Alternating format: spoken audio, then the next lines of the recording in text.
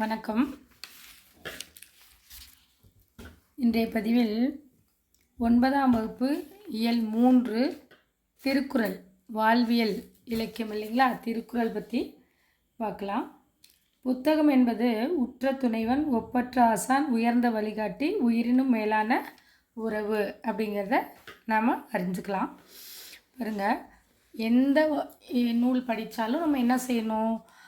First நூல்வெளி, நூல் குறிப்பு அப்படிங்கிறத பார்க்கணும். நம்ம ஒரு வீட்டுக்கு போகிறோம் அப்படின்னா அட்ரஸ் தெரியாமல் போக முடியுமா?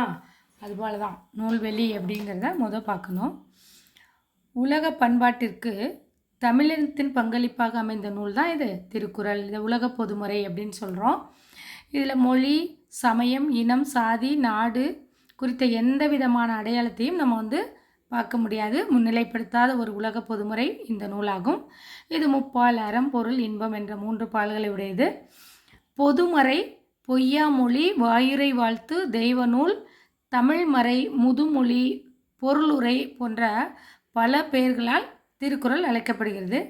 இதுக்கு உரையாசிரியர்கள் எத்தனை பேர் அப்படின்னு பார்த்தோன்னா 10 பேர். தருமர், தாமத்தர், மணக்குடவர், நச்சர், பருதி, பரிமேலழகர், திருமலையர், மல்லர், பரிப்பெருமாள், காளிங்கர் அப்படின்னு சொல்லி 10 பேர் இந்த திருக்குறளுக்கு முற்காலத்தில் உரை எழுதினாங்க.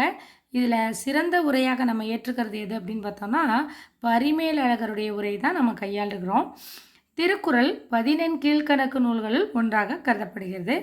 இந்த நூலை போற்றும் பாடல்களின் தொகுப்பு என்ன அப்படின்னா திருவள்ளுவ மாலை. திருவள்ளுவ மாலை திருக்குறள் முப்பால்களை உடையது, 9 இயல்களை கொண்டது, 133 அதிகாரங்களை கொண்டது, ஒரு அதிகாரத்துக்கு 10 குறள் வீதம், 1330 குறட்பாக்களை கொண்டது அப்படிங்கிறலாம் நாம் அறிந்த செய்தியே. உலகில் பல மொழிகளில் பன்முறை மொழிபெயர்க்கப்பட்டுள்ள ஒரு சிறப்பான நூல் அப்படின்னு பார்த்தோன்னா திருக்குறள் தான். பல மொழிகளில் பல முறை மொழிபெயர்க்கப்பட்டுள்ளது. இந்திய மொழிகளிலும் தன் ஆற்றல் மிக்க அறக்கருத்துக்களினால், தன்னுடைய ஆற்றல் மிக்க அறநூல் இது இல்லைங்களா, அறக்கருத்துக்களால் இடம்பெற்றுள்ளது. திருக்குறள் தமிழில் எழுதப்பட்ட உலக பணுவல் அப்படின்னே சொல்கிறோம். பிற அறநூல்களைப் போல் அல்லாமல் இது என்ன செய்யுது? பொது அறம் பேணும் திருக்குறளை இயற்றியவர் யார் அப்படின்னு பார்த்தோன்னா திருவள்ளுவர். இவருக்கு வழங்கக்கூடிய வேறு பெயர்கள் என்ன அப்படின்னா நாயனார், தேவர், முதற்பாவலர், தெய்வப்புலவர், பொய்யில் புலவர், நான்முகனார், மாதானுபாங்கி, சென்னா போதார், பெருநாவலர் அப்படின்லாம் சிறப்பு பெயர்களால் யாரை அழைக்கிறாங்க? திருவள்ளுவரை அழைக்கிறாங்க. இப்போ பாருங்கள், நமக்கு எந்தெந்த அதிகாரத்திலேருந்து கொடுத்துருக்காங்க அப்படிங்கிறத பார்ப்போம். பொறையுடைமை அப்படிங்கிற அதிகாரம் 13ஆவது அதிகாரத்திலேருந்து பொறையுடைமை அப்படிங்கிறத கொடுத்துருக்காங்க பாருங்கள். அகழ்வாரை தாங்கும் நிலம்போல தம்மை இகழ்வார் பொறுத்தல் தலை. தலைனா என்ன அப்படின்னா தலைச்சிறந்த பண்பு, தலைச்சிறந்த பண்பு.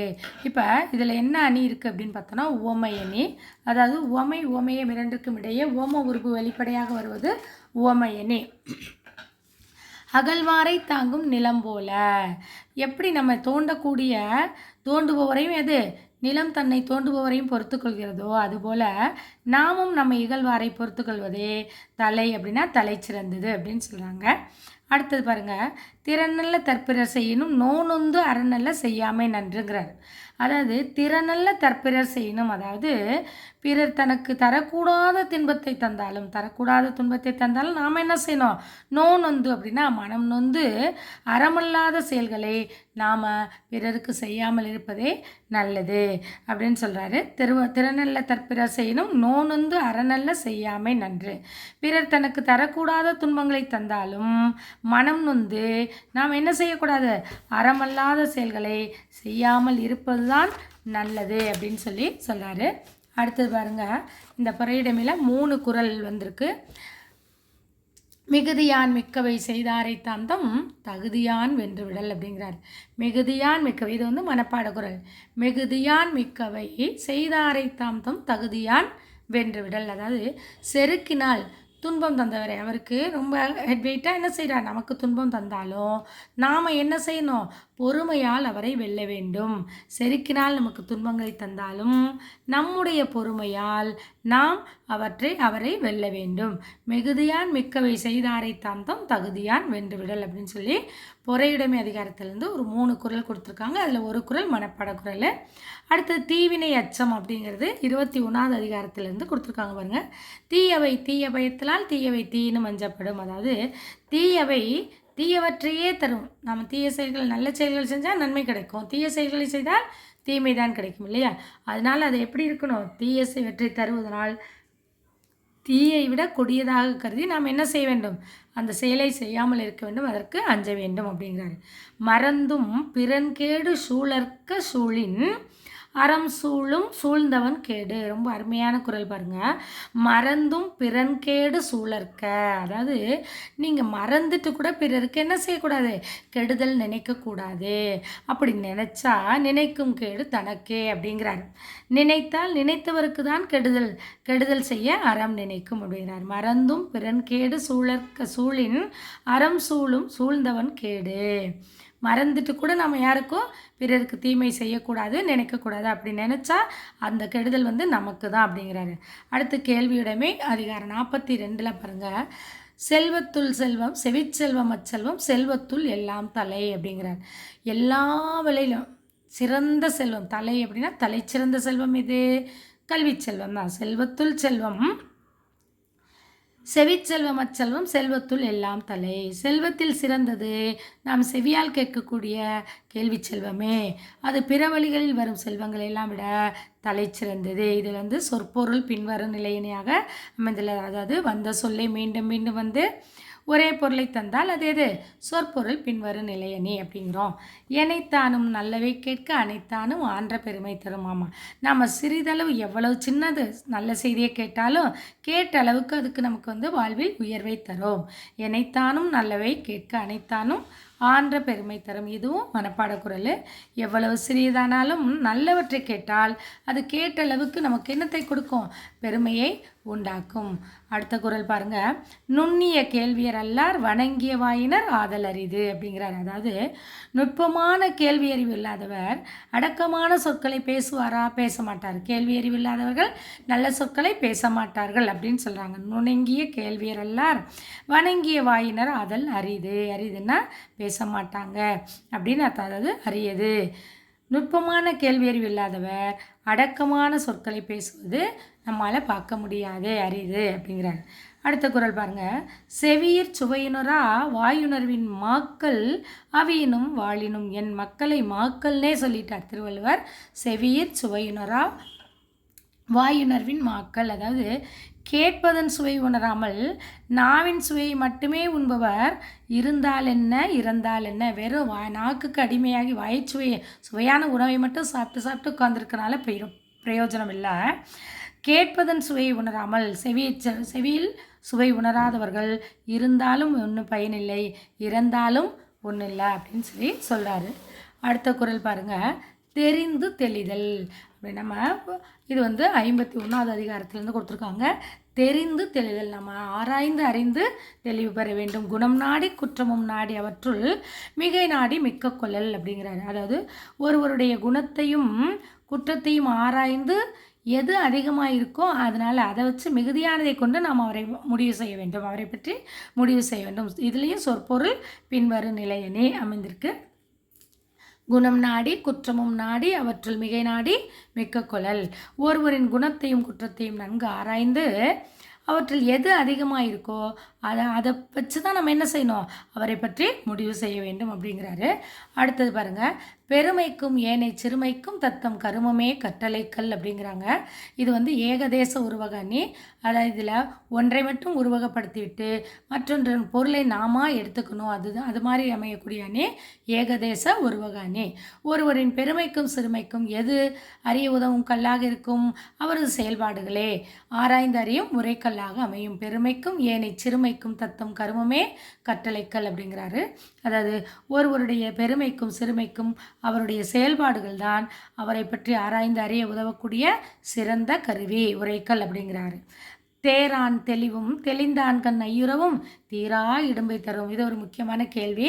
தீரா இடும்பை தருவது, துன்பம் தருவது எது அப்படின்னா தேரான் தெளிவும். ஒருவரை நாம் ஆராய்ந்து அறியாமல் தேர்வு செய்துவிட்டு அவ்வாறு தேர்வு செய்த பின்னாடி என்ன செய்யணும், அவரை பற்றி ஐயப்படுதல் நமக்கு தீராத துன்பத்தை தரும். நாம் ஏற்றுக்கொள்ளும் முன்னரே நன்கு ஆராய்ந்து ஏற்றுக்கொள்ள வேண்டும். ஆராயாமல் ஒருவரை தேர்வு செய்வதும் அவ்வாறு தேர்வு செய்த பின்னர் அவரை பற்றி நாம் ஐயப்படுவதும் எது நமக்கு தீராத துன்பத்தை தரக்கூடியதாக இருக்கும் அப்படிங்கிறாரு.